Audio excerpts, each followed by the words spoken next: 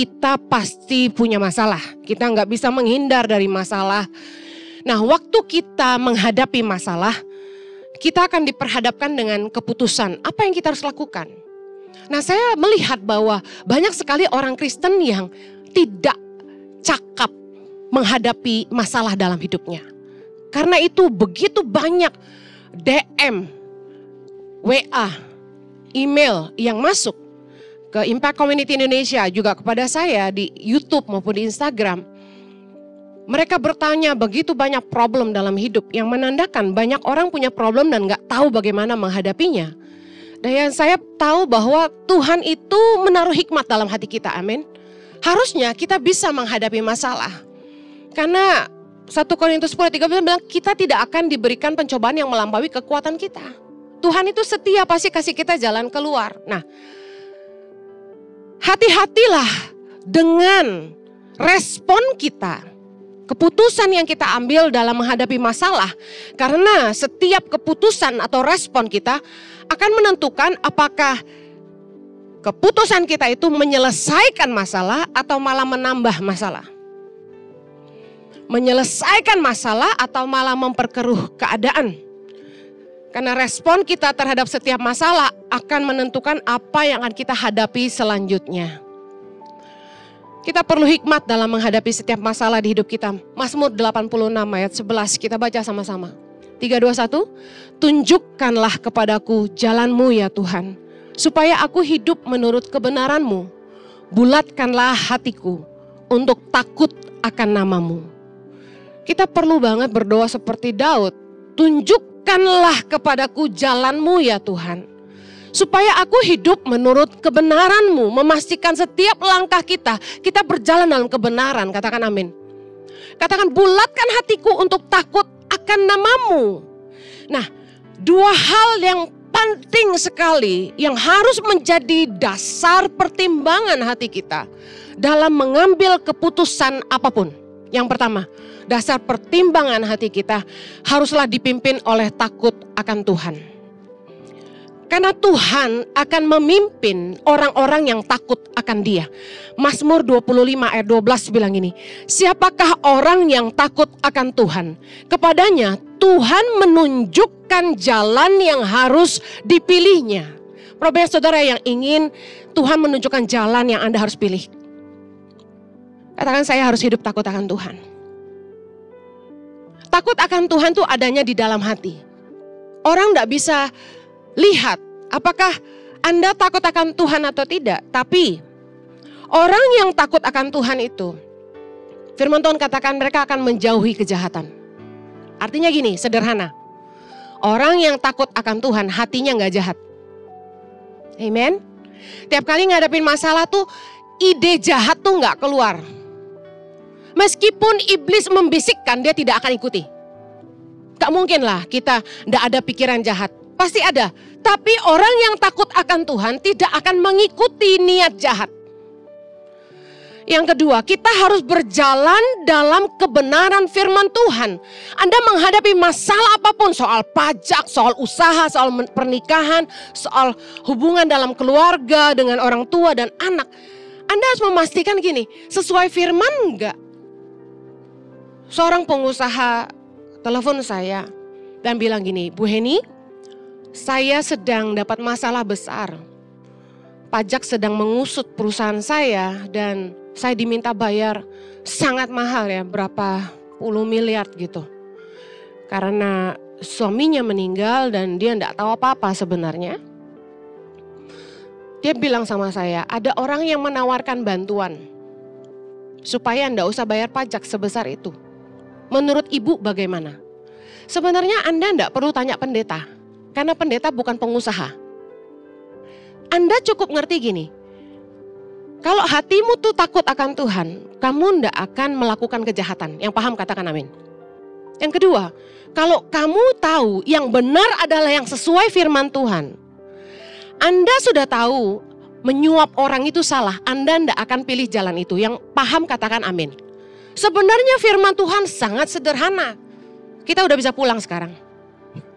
Tapi seringkali gini, orang tahu tapi enggak melakukan. Dua hal ini sangat penting ada di dalam hatimu. Anda harus punya tekad, membulatkan hati untuk takut akan Tuhan. Dan hidup menurut kebenaran firman Tuhan seperti doa Daud. Mazmur 119 ayat 105, firman-Mu itu pelita bagi kakiku dan terang bagi jalanku. Waktu saya merenungkan khotbah ini, tiba-tiba Tuhan ingetin, di dalam takut akan Tuhan ada hikmat. Ayub 28 ayat 28. Tetapi kepada manusia, Tuhan berfirman begini, sesungguhnya takut akan Tuhan itulah hikmat. Dan menjauhi kejahatan itulah akal budi.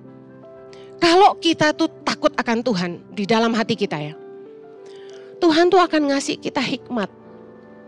Waktu kita tidak milih jalan yang salah, kita tidak milih jalan yang jahat. Entah bagaimana Tuhan tuh bisa nuntun gitu loh.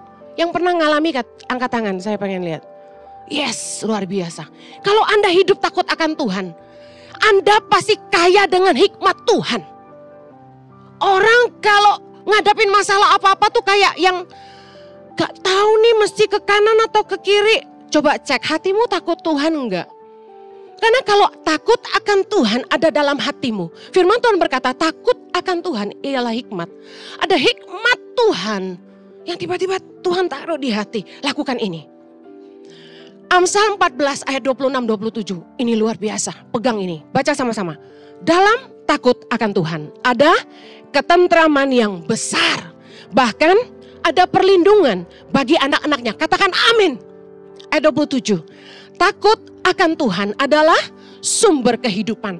Sehingga orang terhindar dari jerat maut. Lihat, udah deh percaya sama firman Tuhan. Anda jangan lakukan kejahatan. Di dalam takut akan Tuhan akan ada ketentraman yang besar. Orang tuh kalau bikin salah pasti takut. Amen. Tapi kalau Anda tidak punya kesalahan, Anda tidak akan takut. Ketika saya difitnah orang, dikatakan gini, Bu Heni itu lari dari Australia karena banyak hutang. Saya tertawa. Saya nggak takut. Kalau orang takut tidak berani masuk YouTube. Tidak berani tampil di sosial media karena takut dicari. Saya bilang gini, kalau ada orang mau bikin cerita yang nggak benar tentang saya tuh, mbok ya bikin yang beneran dikit gitu loh. Ya kalau saya ada utang di Australia, saya bolak-balik Australia. Kakak kandung saya tinggal di Sydney. Mertua saya, adik ipar saya semua tinggal di Australia. Sepupu saya banyak di Australia. Lah kalau mereka mau cari saya gampang nggak? Gampang lah. Kadang-kadang orang itu bocengli. Tapi kalau ada kebenaran kita sejahtera-sejahtera. Amin. Takut akan Tuhan mendatangkan ketentraman. Yang luar biasa gini, ada perlindungan bagi anak-anaknya. Tuhan akan melindungi orang-orang yang takut akan Dia. Katakan amin. Orang punya niat jahat sama Anda tidak perlu takut. Selama Anda takut akan Tuhan, Tuhan akan melindungi engkau. Katakan amin. Takut akan Tuhan adalah sumber kehidupan sehingga orang terhindar dari jerat maut. Anda tahu kalau Anda sampai milih jalan yang jahat, jalan yang salah, Anda akan terjebak, terperangkap, masuk ke dalam masalah yang lebih besar. Tapi orang-orang yang takut akan Tuhan akan terhindar dari jerat maut, yang artinya Anda akan terhindar dari masalah-masalah yang lebih besar. Luar biasa. Sekali lagi bilang, orang yang takut akan Tuhan hatinya tidak jahat. Periksa hatimu. Yuk, saya mau langsung kupas dalam berbagai masalah dalam kehidupan. Contoh pertama. Waktu hubungan dalam rumah tangga nggak baik, pasangan nggak baik, mertua nggak baik, menantu nggak baik, ipar nggak baik, orang tua nggak baik, anak nggak baik. Apa yang harus kita lakukan? Paling banyak masalah yang saya temukan dalam konseling adalah hubungan. Masalah dengan mertua, masalah dengan ipar, masalah dengan suami, masalah dengan istri, masalah dengan anak, dengan orang tua. Nomor 1. Kita tidak bisa memaksa orang lain berubah, katakan amin. Respon kita yang akan menentukan apakah hubungan kita akan jadi lebih baik atau lebih tidak baik. Orang yang takut akan Tuhan hatinya tidak jahat, yang artinya gini, kalau punya konflik, dengan siapapun. Dia tidak akan memikirkan cara bagaimana menyakiti, menjatuhkan, menghancurkan, atau menyerang orang lain. Yang paham katakan amin. Kalau respon pertamamu adalah menjatuhkan orang, respon pertamamu adalah melukai orang, respon pertamamu adalah bagaimana balas dendam, itu tidak takut akan Tuhan. Yang paham katakan amin. Terus istri-istri mungkin ada yang bilang gini ya. Ya masalahnya gini, jahat sih enggak, tapi emosiannya tuh loh Bu. Nah disinilah kerennya firman Tuhan menjadi pegangan di hidup kita. Takut akan Tuhan, enggak jahat. Suami kita enggak jahat, istri enggak jahat. Anak enggak jahat, orang tua enggak jahat. Cuman masalah karakter Bu Heni. Masalahnya pemarah Bu Heni. Ya. Ada yang komen di Instagram saya, marah itu harus supaya jangan terpendam. Siapa bilang enggak boleh marah? Yesus saja marah. Tapi enggak boleh menyimpan amarah. Amsal 14 ayat 29. Yuk baca yuk. Yang suka marah-marah harus belajar hari ini. Amsal 14. Oh Bu Heni pemarah, oh tidak. Kalau khotbah galak tapi hidupnya enggak pemarah. Amsal 14 ayat 29. Yuk baca sama-sama. Orang yang sabar besar pengertiannya. Tetapi siapa cepat marah membesarkan kebodohan. Ayat 33. Hikmat tinggal di dalam hati orang yang berpengertian. Tetapi tidak dikenal di dalam hati orang bebal. Nah, Anda harus tahu bahwa emosimu memperburuk keadaanmu. Kalau Anda punya konflik dalam hubungan, jangan dipimpin sama emosi. Live beyond your feeling. Jangan hidup dipimpin perasaan. Perempuan dengar. Anda disakiti mertua, Anda disakiti ipar. Nggak usah pakai perasaan, aduh aku terluka. Jangan banyak nonton film-film sinetron yang bawang merah, bawang putih gitu. Yang tentang kakak ipar, mama tiri gitu-gitu. Aduh itu lebay. Itu nggak mendidik. Jangan hidup dipimpin perasaan. Emosi hanya memperburuk hubungan. Nggak usah pakai emosi tapi cobalah mengerti. Karena pengertian akan memberi kita hikmat. Orang yang sabar itu besar pengertiannya. Saya kok terdorong untuk sharing ini. Ketika saya punya masalah dengan ipar, ya, saya tidak tahu apa yang saya harus lakukan sebenarnya. Saya bingung gitu. Ini tiba-tiba ipar ngambek nggak mau ngomong gitu. Ini bukan kakak ipar ya, dia baik sekali, super duper baik. Ya. Nah, ini adalah pokoknya salah satu ipar kan nggak boleh reveal ya di khotbah ya nanti bahaya. Nah, saya udah lakukan firman Tuhan. Firman Tuhan selalu jadi pegangan di hidup saya. Yesus bilang, kasihi musuhmu. Benar? Lah dia kan bukan musuh, dia ipar. Berdoalah buat orang yang menganiaya kamu. Ya dia menganiaya saya dong. Tiap kali perlakuannya enggak baik gitu. Nah terus berkati musuhmu ya kan. Nah akhirnya tiap kali saya kasih kue, saya kasih oleh-oleh gitu. Pokoknya berkatilah gitu ya. Nggak pernah bilang terima kasih. Di WA happy birthday nggak mau balas. Pokoknya ibarat kata orang nih, udah habis akal gue mesti gimana gitu. Ngerti ya, paham ya? Kita udah lakukan firman Tuhan. Nah kan banyak kita bilang gini, Bu saya udah coba deketin, baikin, minta maaf. Tapi orangnya nggak mau nanggepin gimana? Saya kasih tahu, yang penting kita udah lakukan firman Tuhan. Kita sudah berkati musuh kita sudah doakan dia. Pas satu kali kesempatan saya ketemu sama dia, saya sapa. Halo. Ya dia jadi kaget juga, loh nih orang kok nyapa gitu. Tapi intinya gini, kita nggak usah balas jahat dengan jahat. Amin. Lakukan firman Tuhan aja. Saya coba ngerti gitu nih apa nih orang kok sifatnya gini banget. Orang yang sabar besar pengertiannya. Kalau Anda tuh sabar, Anda ngerti orang lain. Nggak usah emosi. Saya nggak pernah maksudnya komplain ke suami saya, kok gini sih gitu, enggak. Udah ngertiin aja. Ayo katakan kanan kirimu, udah ngertiin aja. Tuh suami-suami yang istrinya bermasalah dengan ipar, mertua bilang, udah ngertiin aja. Orang sabar besar pengertiannya, kata firman Tuhan. Orang yang berpengertian dikasih hikmat sama Tuhan. Nah, sekarang kasus suami istri. Anda tahu bahwa tiap kita nih punya karakter yang berbeda-beda. Amin. Aduh, kalau Anda belajar soal karakter macam-macam, sanguin lah, melankolik lah, kolerik lah, plekmatik lah, nanti ada yang foto karakter merah, kuning, ungu, hijau. Nah, Bapak Ibu, penting loh kita tuh belajar tentang ilmu-ilmu psikologi kayak gini. Baca-bacalah di internet banyak, DISC ya, yang dominan, intin, cemat, segala macam tuh. Supaya apa? Akan sangat menolong kita mengerti pasangan kita, mengerti anak-anak kita, mengerti karyawan kita. Saya sama Pak Jojo ini certified behavior consultant, kami berdua. Nah, waktu kami lagi ambil kelas CBC, itu kami ketemu sama HRD banyak perusahaan. Ternyata jadi HRD pun penting mengenali karakter orang. Kenapa? Contoh, ini bagus ya buat parenting, ini salah satu yang bagus. Anda pengen mengarahkan anakmu kuliah apa? Lihat karakternya.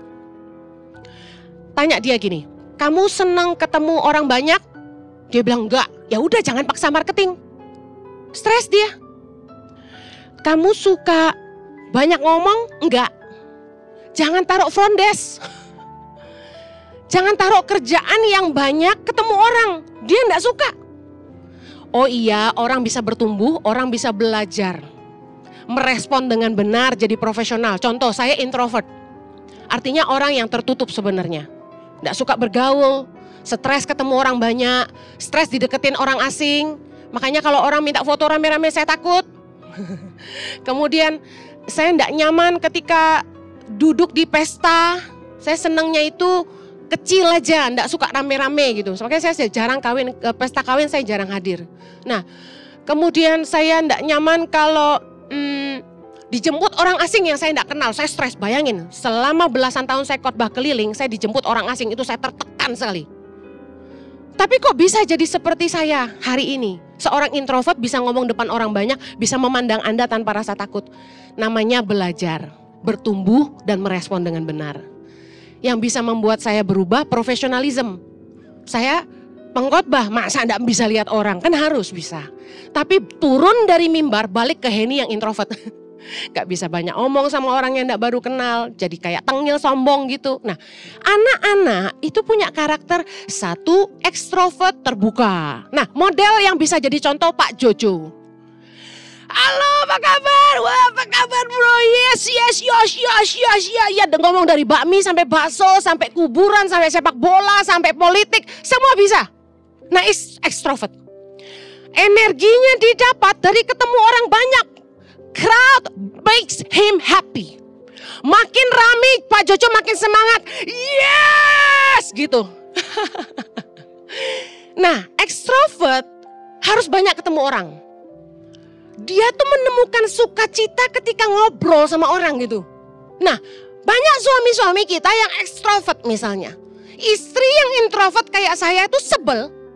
Kenapa? Mau pulang gak pulang-pulang. Bubar gereja 6:30. Pak Jojo tuh meninggalkan gereja bisa 8:30, you know. Saya tuh nungguin dia, saya bingung. Saya kan ngumpet di dalam. Introvert. Ini mana sih kok gak kesini-kesini, udah janji makan malam sama anak saya. Anak saya udah nunggu, udah telepon-telepon terus. Bapak lagi di depan. Doain orang, senyum. Dia tuh gak capek gitu loh senyum. Hebat. Saya tuh pegel kalau disuruh foto terus. Sampai waktu di Jayapura, udah malam 11:30, saya dikerumunin sama pegawai-pegawai restoran, sama tamu-tamu restoran. Saya lari ke mobil. Udah deh bodo amat, gue gak ketemu lagi ini, gue pikir gitu. Capek sekali. Tapi suami saya gak capek. Ya ada apa? Antrian makin panjang, dia makin bahagia. Ya silakan. Extrovert. Nah biasanya istrinya gak seneng. Kenapa? Terlalu ramah. Genit kamu. Gitu. Dulu masalah banget karena gak ngerti. Kamu memang dasar suka crowd. Saya kalau marah gitu sama dia. Mengutamakan pelayanan daripada istri. Weh gitu. Masalahnya saya dulu enggak ngerti, suami saya orang yang dapat energi ketemu orang. People person, happy. Nah, saya mengambil kebahagiaannya dia ketika saya marah-marah, dia punya waktu buat orang banyak. Nah, suami istri akan jadi lebih saling ngerti ketika kita ngerti karakternya. Setelah saya tahu, saya ngerti, saya jadi lebih sabar. Saya jadi, ya udahlah, paling kalau saya udah, that's it, ini udah intolerable, udah gak bisa ditoleransi lagi. Saya keluar, saya udah pegang tas. Dia udah doain orang, udah selesai, saya bilang, ayo say, ditungguin orang di bawah. Saya bisikin, ayo cepat gitu. Nah, kalau jemaat udah lihat saya kan mau ngomong juga, saya cuma gini, ayo Jul, ayo. Gitu. Nah, ini perbedaan karakter yang signifikan, yang kalau Anda paham, keributan akan banyak terjadi kalau udah ngerti. Paham ya? Nah, berikutnya. Saya menemukan, ada istri-istri tuh karakternya ada yang sedikit narsistik. Narsistiknya ini gini, maunya diturutin. Kalau suami gak nurutin kemauannya, cuma masalah kecil. Aku bosen nih, kamu gak pernah ajak aku pergi kemana-mana. Coba kamu tuh kreatif dikit kayak suami si A, si B, si C. Aku loh gak pernah kamu ajak jalan-jalan gitu misalnya. Orang-orang tuh ya pada foto, aku lihat di Instagram. Foto di kafe ini, foto di kafe itu. Kok kamu gak pernah ajakin aku? Gitu misalnya, narsistik, omel. Ayo sekarang, malam ini juga kita ke Kemang. Nah loh, Kapal Gading ke Kemang kan lumayan ya kan. Nah, biasanya istri yang narsistik akan marah ketika suaminya males jauh. Nah, model aku tuh, males jauh. Nah, istri yang narsistik gak akan terima. Banyak orang akhirnya ribut. Nah, suaminya kalau ngerti, wah istriku narsistik, gak dituruti pasti marah. Nah, paling enggak kalau Anda malas malam itu, Anda pikirin cara yang lain. Besok boleh sayang, besok aku pergi. Nah, orang yang introvert seperti saya butuh persiapan. Siapin mental. Besok kita akan ke Jakarta Selatan. Jadi kayak mentalnya udah disiapin dulu nih. Bakal jauh, bakal macet, ampun dah gitu.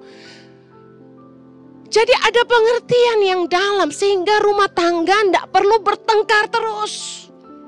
Firman Tuhan tuh mengajar kita dengan sangat-sangat luar biasa.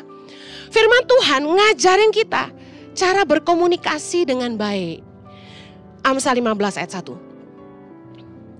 Jawaban yang lemah lembut meredakan kegeraman. Tetapi perkataan yang pedas membangkitkan amarah. Keren gak sih firman Tuhan? Ketika firman Tuhan jadi pegangan di hidup kita, kita ngerti menghadapi konflik dalam hubungan. Jangan pakai kekerasan. Jangan pakai kata-kata yang pedas, yang menyakitkan, yang merendahkan. Nggak perlu saling menyakiti. Bicara baik-baik. Lebih baik Anda bicara dengan lemah lembut daripada Anda bicara dengan kasar. Meskipun kita kesal, dibentak tuh siapa yang nggak kesal? Tapi Anda balas dengan bentakan yang lebih keras atau dengan suara yang lebih tinggi, Anda makin memperparah konflik. Firman Tuhan yang akan menuntun kita bagaimana menghadapi masalah dalam hubungan. Sabar, ngomong jangan kasar. Sama anak. Kadang-kadang anak-anak kita ini sulit dikasih tahu. Betul? Yang orang tua pasti paham. Apalagi kalau udah remaja. Karepe dewe kata orang Jawa, suka-sukanya sendiri, susah dikasih tahu. Nah, Anda perlu ngerti. Tiap anak punya karakter yang berbeda. Anak saya tiga karakternya beda. Cara ngomong sama Chloe nggak bisa sama dengan ngomong dengan Zoe. Chloe itu hatinya sangat lembut. Sensitif abis. Jadi gak boleh nada tinggi sama sekali. Saya naik nada tinggi, langsung dia terluka, nangis. Jadi kayak sensi banget gitu. Sama Chloe itu dia tuh dewasa, pengertian. Jadi kita cukup ngomong satu kata dia paham. Lain misalnya sama Excel. Excel ini kayak papahnya. Mau apa harus apa gitu. Ekstrovert banget, temennya banyak. Karepe dewe gitu. Nah, Kalau sama Excel, saya nggak marah tuh dia nggak pikir saya serius. Sama kayak papanya. Jadi kalau saya punya pendapat yang menurut saya, Jo, ini harus didengar, ini penting sekali, harus dengan penekanan yang amat sangat gitu. Kalau cuma sambil lewat nggak didengar. Nah sama Jo, Excel juga gitu. Saya kalau serius mau marah sama dia tuh saya harus benar-benar panggil, Excel, I need to talk to you. Gitu. Nah sama Chloe nggak perlu. Nah sebagai orang tua kita mesti ngerti karakter anak kita. Sehingga kita tahu cara berkomunikasi yang bisa diterima sama anak-anak kita. Anak-anak tuh punya cara yang beda-beda, enggak usah pakai pukul-pukul. Anda cukup ngerti karakter anakmu, dudukin dia eye to eye. Ada standar yang kita harus sama memperlakukan siapapun. Pertama jangan merendahkan. Enggak perlu menyinggung harga dirinya, membuat dia terluka, enggak ada gunanya. Bapak-bapak jangan sakiti anak-anakmu kata firman Tuhan. Nah, tapi firman Tuhan keren ngajarin kita. Jawaban yang lemah lembut, merendahkan kegeraman, perkataan yang pedas, membangkitkan amarah. Jadi kalau ngomong udah santai aja. Jangan memperkeruh keadaan dengan kemarahan. Emosi yang tidak terkendali tidak akan menyelesaikan masalah kita. Amin. Oke, hikmat berikutnya. Masalah waktu orang diperhadapkan dengan tawaran yang menggiurkan. Nah, waktu kita bisnis. Waktu kita kerja, selalu ada opportunity, kesempatan-kesempatan untuk dapat kangtau gede, ya, cuan-cuan besar. Tawaran-tawaran yang menggiurkan, tapi kalau tidak sesuai dengan kebenaran, sudah jangan diterima. Karena orang yang takut akan Tuhan pasti akan menjauhi kejahatan. Tidak usah tanya pendeta, Bu, aku dapat tawaran gini, aku terima enggak ya? Anda lihat sendiri. Kalau hatimu takut akan Tuhan, Anda tidak akan terima apapun yang berlawanan dengan kebenaran firman. Yang paham katakan amin. Mazmur 119 ayat 36. Habis gini saya berharap jemaat udah cerdas, tidak perlu konseling lagi. Amin. Mazmur 119 ayat 36. Baca sama-sama. Condongkanlah hatiku kepada peringatan-peringatanmu dan jangan kepada laba. Jangan cuan terus gitu loh. Ayo katakan ke kanan kirimu, jangan cuan terus. Tuhan lebih penting daripada cuan. Tiap kali turun dari mimbar ini, habis saya khotbah begini, pasti ada yang bisikin saya. Tuhan penting, cuan juga penting. Asam kok ya. Dengar ya, ini saya ngomong serius. Tidak semua berkat itu dari Tuhan. Setan bisa gak ngasih berkat? Orang piara tuyul, orang ke Gunung Kawi, katanya jadi soge. Hati-hati, tidak semua berkat itu dari Tuhan. Jangan mudah tergiur kalau tawaran itu bertentangan dengan kebenaran. Yuk belajar dari hikmat Tuhan. Amsal 22 ayat 8. Kira-kira apa nih? Orang yang menabur kecurangan akan menuai bencana. Curang menuainya apa? Bencana. Dan tongkat amarahnya akan habis binasa. Kira-kira apa hikmat Tuhan? Coba belajar ngupas firman. Udah dagang jangan curang. Udah jangan curang sama orang. Jangan bikin susah orang, jangan berbuat curang. Kenapa? Karena kalau sampai kita nabur kecurangan, yang kita akan tua itu bencana.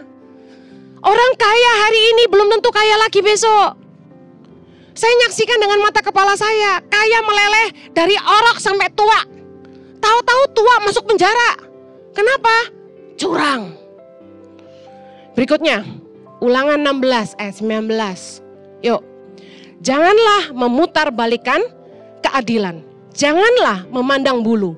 Janganlah menerima suap. Sebab suap membuat buta mata orang-orang bijaksana dan memutarbalikkan perkataan orang-orang yang benar. Keluaran 23 ayat 8. Sama-sama. Suap janganlah kau terima. Sebab suap membuat buta mata orang-orang yang melihat dan memutarbalikkan perkara orang-orang yang benar. Apa hikmat Tuhan soal cuan-cuan itu? Jangan makan suap. Jangan sampai kita memutarbalikkan keadilan. Yang berikutnya, Amsal 22 ayat 22 sampai 23. Sama-sama yuk. Janganlah merampasi orang lemah karena ia lemah. Dan janganlah menginjak-injak orang yang berkesusahan di pintu gerbang. Ayat 23, sebab Tuhan membela perkara mereka dan mengambil nyawa orang yang merampasi mereka. Ayo, urusannya sama cuan. Jangan merampas hak orang lemah. Kalau sampai bisnis Kang Taum yang ditawarin sama Anda itu bakal menindas hak orang lemah, Anda merampas dari orang-orang lemah. Orang lagi susah, Anda malah ngambil cuan. Contoh pandemi kemarin. Kita semua butuh masker. Tiba-tiba harga masker melonjak 6-7 kali lipat. Itu ngambil cuan di atas kesusahan orang. Orang udah mau mati. Oksigen dimahalin. Anda sedang beria-ria di atas penderitaan orang. Berikut lagi. Imamat 25 ayat 14 dan 17. 321. Apabila kamu menjual sesuatu kepada sesamamu atau membeli daripadanya, janganlah kamu merugikan satu sama lain. Ayat 17, janganlah kamu merugikan satu sama lain, tapi engkau harus takut akan Allahmu, sebab akulah Tuhan Allahmu. Ingat, ini urusannya lagi sama cuan, dagang jangan curang.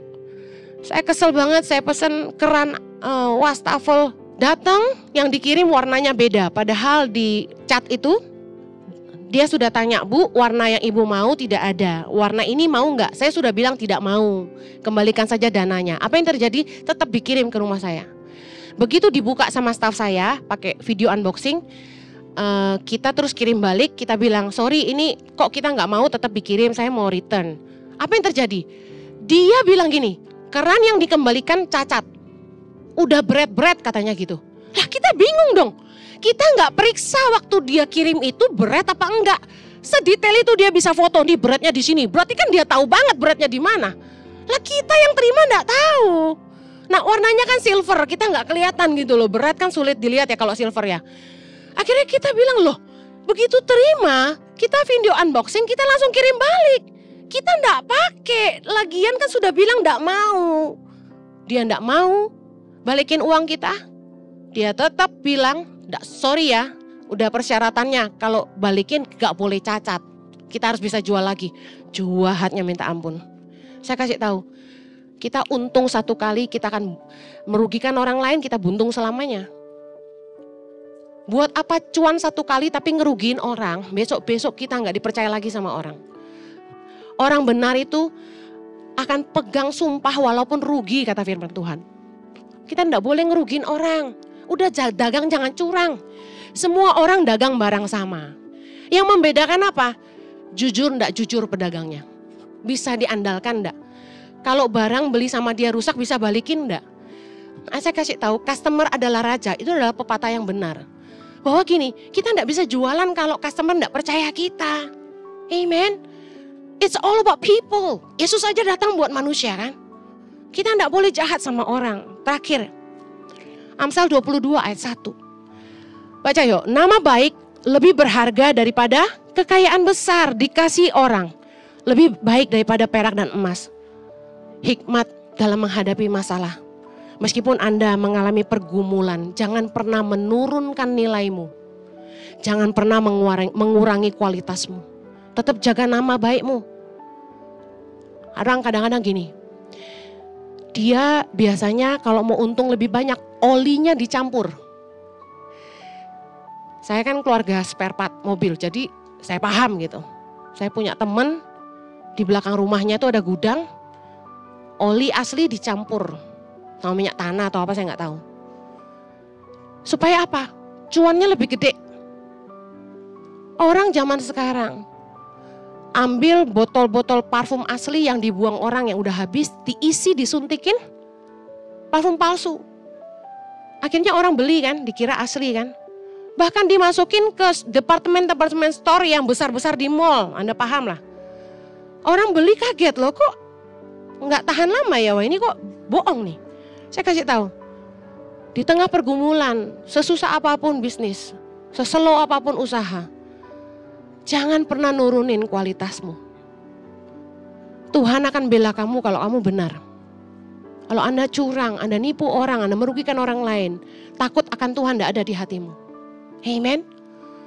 Hiduplah dalam kebenaran, karena disitulah kita akan dapat kesejahteraan. Katakan amin. Oh, katakan kanan kiri, orang jujur pasti mujur. Amen. Yesaya 33 kita baca sama-sama ayat terakhir dari saya, ayat 15. Orang yang hidup dalam kebenaran, yang berbicara dengan jujur, yang menolak untung hasil pemerasan, yang mengebaskan tangannya supaya jangan menerima suap, yang menutup telinganya supaya jangan mendengarkan rencana penumpahan darah, yang menutup matanya supaya jangan melihat kejahatan. 16, dialah seperti orang yang tinggal aman di tempat-tempat tinggi. Bentengnya ialah kubu di atas bukit batu.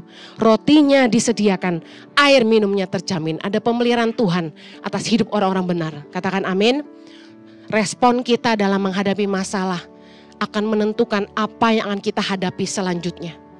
Pastikan dasar pertimbangan hatimu selalu takut akan Tuhan, jauhi kejahatan, dan pastikan setiap keputusan yang Anda ambil sesuai dengan kebenaran firman Tuhan. Saya berdoa Tuhan senantiasa menolong Anda dalam setiap pergumulan di hidupmu, karena Dia setia dan tidak akan pernah mengizinkan kita dicobai melampaui kekuatan kita. Yang percaya katakan amin.